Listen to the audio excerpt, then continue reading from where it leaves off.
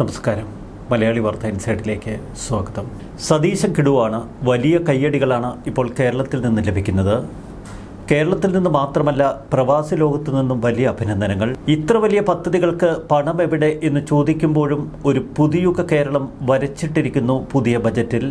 1 രൂപയുടെ പോലും നികുതി വർദ്ധിപ്പിക്കാതെ പരിമിതികൾക്കുള്ളിൽ നിന്നുകൊണ്ടാണ് ഇത്തരമൊരു ബജറ്റ് വിഭാവനം ചെയ്തത് എന്ന് സതീശൻ പറയുന്നു.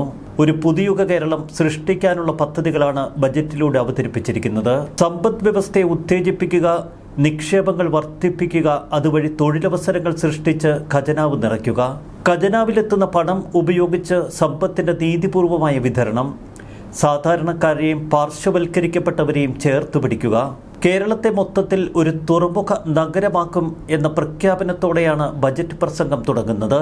ബജറ്റ് കേരള നിയമസഭയുടെ മേശപ്പുറത്ത് വച്ചതിന് തൊട്ടു പിന്നാലെ വലിയ ചർച്ചകൾ ഉയരുന്നു. വിമർശനങ്ങൾ ഉണ്ട് എങ്കിലും ബജറ്റിന് വലിയ കയ്യടികൾ. അതുതന്നെയാണ് ഏറ്റവും വലിയ തരംഗവും. സതീശൻ തരംഗമാണ് എവിടെയും ഇപ്പോൾ ദൃശ്യമാവുക. ബജറ്റിൽ അടിമുടി ഒരു സതീശൻ ടച്ച് നമുക്ക് വ്യക്തമായി കാണാം. സർവോപരി പാലാക്കാരൻ എന്ന ടോണി തോമസ് ഫേസ്ബുക്കിൽ ഒരു കുറിപ്പിട്ടിരിക്കുന്നു. പ്രവാസിയാണ്, സ്വേച്ഛാചാരി, സർവോപരി പാലാക്കാരൻ. വിശകലനങ്ങൾ, വിമർശനങ്ങൾ, ചിന്തകൾ തുടങ്ങിയ കുറിപ്പുകളിലൂടെയാണ് അദ്ദേഹം ഇപ്പോൾ സോഷ്യൽ മീഡിയയിൽ ശ്രദ്ധേയനാവുന്നത്. ബജറ്റിനെ കുറിച്ചുള്ള ടോണി തോമസിന്റെ നിരീക്ഷണം ഇങ്ങനെയാണ്: ഓരോ ബജറ്റും അടിസ്ഥാനപരമായി പ്രായോഗികവൽക്കരിക്കപ്പെട്ട രാഷ്ട്രീയ സാമ്പത്തിക തത്വചിന്തയുടെ പ്രകടനമാണ്. സർക്കാരിൻ്റെ അഭിലാഷങ്ങൾ ധനകാര്യ യാഥാർത്ഥ്യങ്ങളുടെ കഠിനമായ ഭൗതികശാസ്ത്രവുമായി കൂട്ടിയിടിക്കുന്ന വേദി. മുഖ്യമന്ത്രി വി ഡി സതീശൻ അവതരിപ്പിച്ച 2026-27 വർഷത്തെ പുതുക്കിയ ബജറ്റ് ഒരു പുതുയുഗ കേരളത്തിൻ്റെ രൂപരേഖ വരയ്ക്കാനുള്ള ഗൗരവമായ ശ്രമമായി തോന്നുന്നു. രാഷ്ട്രീയ ഭാഷയ്ക്കും പ്രഖ്യാപനങ്ങൾക്കും അപ്പുറം നിശ്ചലതയുടെ മാനേജ്മെൻറ്റിൽ നിന്ന് കേരളത്തെ പുതിയ വളർച്ചാ എഞ്ചിനുകളിലേക്ക് നയിക്കാനുള്ള ഒരു ദീർഘവീക്ഷണം ഇതിൽ കാണാം. ഈ ബജറ്റിൽ ഏറ്റവും ശ്രദ്ധേയമായി തോന്നിയത് ഏതെങ്കിലും ഒരു പ്രത്യേക പ്രഖ്യാപനമല്ല, അതിന് പിന്നിലെ സാമ്പത്തിക തത്വമാണ്. സമ്പത്ത് വിതരണം ചെയ്യുന്ന ഒരു ക്ഷേമ സംസ്ഥാനത്തിൽ നിന്ന് സമ്പത്ത് സൃഷ്ടിക്കാൻ സാഹചര്യമൊരുക്കുന്ന ഒരു വളർച്ചാ സംസ്ഥാനത്തിലേക്കുള്ള ചിന്താപരമായ മാറ്റം ഈ ബജറ്റിൽ കാണാം. കേരളത്തിൻ്റെ പരമ്പരാഗത സാമ്പത്തിക ചർച്ചകളിൽ നിന്നുള്ള ശ്രദ്ധേയമായ ഒരു വ്യതിയാനമാണിത്. ഡേറ്റ അധിഷ്ഠിത ഭരണം, ആർട്ടിഫിഷ്യൽ ഇൻ്റലിജൻസ്, വിജ്ഞാന സമ്പദ് വ്യവസ്ഥ, സമുദ്ര സമ്പദ് വ്യവസ്ഥ, ഏവിയേഷൻ എക്കോസിസ്റ്റം എന്നിവയ്ക്കുള്ള ഊന്നൽ ഒരു കാര്യം വ്യക്തമാക്കുന്നു: 21ാം നൂറ്റാണ്ടിലെ വികസനം ഒറ്റപ്പെട്ട പദ്ധതികളിൽ നിന്നല്ല, മറിച്ച് പരസ്പരം ശക്തിപ്പെടുത്തുന്ന ഇക്കോസിസ്റ്റങ്ങളിൽ നിന്നാണ് രൂപപ്പെടുന്നത്. ആ അർത്ഥത്തിൽ ഇതൊരു സാമ്പത്തിക വികസന തന്ത്രത്തോട് കൂടുതൽ അടുത്തു നിൽക്കുന്നു. മിഷൻ സമുദ്ര, southern Kerala economic corridor, aviation hub എന്നിവ കേരളത്തിൻ്റെ സ്വാഭാവിക ശക്തികളെ പ്രയോജനപ്പെടുത്താനുള്ള ശ്രമങ്ങളാണ്. വിഴിഞ്ഞവും കൊച്ചിയും 4 അന്താരാഷ്ട്ര വിമാനത്താവളങ്ങളും നീണ്ട തീരപ്രദേശവും കേരളത്തിൻ്റെ അപൂർവ ശക്തികളാണ്. എന്നാൽ കടുത്ത ധനകാര്യ സമ്മർദ്ദം നേരിടുന്ന ഒരു സംസ്ഥാനത്തിന് ഈ വലിയ ലക്ഷ്യങ്ങൾ പൊതുപണം കൊണ്ട് മാത്രം നേടിയെടുക്കാനാവില്ല. സ്വകാര്യ നിക്ഷേപം ആകർഷിക്കാനും വിശ്വാസ്യതയുള്ള PPP മാതൃകകൾ സൃഷ്ടിക്കാനും കഴിയുമോ എന്നതിനെ ആശ്രയിച്ചായിരിക്കും അതിൻ്റെ വിജയം.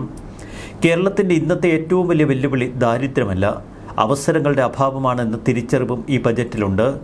യുവാക്കൾ കേരളം ഇഷ്ടമില്ലാത്തത് കൊണ്ടല്ല നാടുവിടുന്നത്, ആധുനിക തൊഴിലവസരങ്ങളും വളർച്ചയുടെ എക്കോസിസ്റ്റവും മറ്റെവിടെയോ ഉള്ളതുകൊണ്ടാണ്. ഭാവി നൈപുണ്യങ്ങൾ, ഉന്നത വിദ്യാഭ്യാസ പരിഷ്കാരങ്ങൾ, ആർട്ടിഫിഷ്യൽ ഇൻ്റലിജൻസ് അധിഷ്ഠിത MSMEകൾ എന്നിവ മനുഷ്യ വിഭവശേഷിയാണ് കേരളത്തിൻ്റെ ഏറ്റവും വലിയ ശക്തി എന്ന ബോധ്യത്തിൽ നിന്നുള്ളതാണ്. ഈ മനുഷ്യ വിഭവശേഷിയെ സംരക്ഷിക്കുകയും നിലനിർത്തുകയും ചെയ്യുന്നത് ഒരു വിദ്യാഭ്യാസ നയത്തിൻ്റെ മാത്രം വിഷയമല്ല, അതൊരു സാമ്പത്തിക അനിവാര്യത കൂടിയാണ്. ഈ ബജറ്റിൽ വളരെ പ്രധാനപ്പെട്ട ഒരു പരിഷ്കാര നിർദ്ദേശം സംസ്ഥാന ആസൂത്രണ ബോർഡിനെ ഡേറ്റാധിഷ്ഠിതവും ആധുനികവുമായ ഒരു സ്ഥാപനമാക്കി മാറ്റാനുള്ള പ്രഖ്യാപനമാണ്. ഇത് വളരെ കാലമായി ആവശ്യമായിരുന്ന ഒരു പരിഷ്കാരം. ആസൂത്രണ ബോർഡ് വെറും പദ്ധതികൾക്ക് അംഗീകാരം നൽകുന്ന ഒരു സ്ഥാപനമല്ല, മറിച്ച് ഭാവിയെ പ്രവചിക്കുകയും വിവരങ്ങൾ വിശകലനം ചെയ്യുകയും ഫലങ്ങൾ അളക്കുകയും നയങ്ങൾക്ക് ദിശാബോധം നൽകുകയും ചെയ്യുന്ന ഒരു സ്ട്രാറ്റജിക് തിങ്ക് ടാങ്ക് ആയി മാറേണ്ട സമയമായിരുന്നു. ഇന്നത്തെ ലോകത്ത് വികസന ആസൂത്രണം വാർഷിക രേഖകളിലല്ല, ഡാറ്റയിലും പ്രവചനങ്ങളിലും ഫലസൂചികകളിലുമാണ് അധിഷ്ഠിതമാകേണ്ടത്. ആ മാറ്റത്തിൻ്റെ സൂചന ഈ ബജറ്റിൽ കാണുന്നത് സ്വാഗതാർഹമാണ്.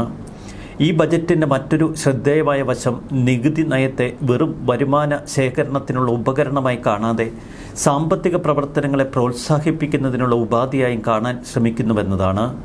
ഗതാഗത മേഖലയിലെ നികുതി ഭാരം യുക്തിസഹമാക്കാനും വാഹന രജിസ്ട്രേഷനും അനുബന്ധ പ്രവർത്തനങ്ങൾക്കും ഉത്തേജനം നൽകാനുമുള്ള നീക്കങ്ങൾ സ്വാഗതാർഹമാണ്.